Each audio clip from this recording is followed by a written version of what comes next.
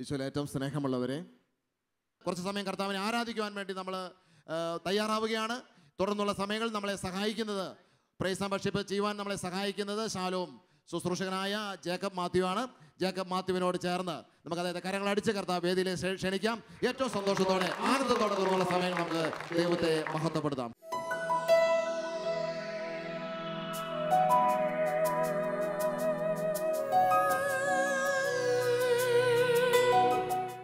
യെശയ്യാ പ്രവചനം 60-ാം അധ്യായം അതിൻ്റെ 1-ാം തിരുവചനം നമ്മൾ എങ്ങനെയാണ് വായിക്കുക? ഉണർന്ന് പ്രശോഭിക്കുക, നിന്റെ പ്രകാശം വന്നു ചേർന്നിരിക്കുന്നു, കർത്താവിൻ്റെ മഹത്വം നിന്റെ മേൽ ഉദിച്ചിരിക്കുന്നു. Hallelujah, hallelujah. പ്രിയമുള്ളവരെ, കർത്താവിൻ്റെ മഹത്വം നമ്മുടെ മേൽ ഉദിക്കുന്ന, ദൈവത്തിൻ്റെ മഹത്വം നമ്മുടെ മേൽ ഇറങ്ങി വരുന്ന അത്ഭുതകരമായ ശുശ്രൂഷയാണ് ദൈവത്തെ ആരാധിക്കുക, സ്തുതിക്കുക എന്നത്. വലതുകരം ഉയർത്തി ഹല്ലേലൂയ, ഹല്ലേലൂയ.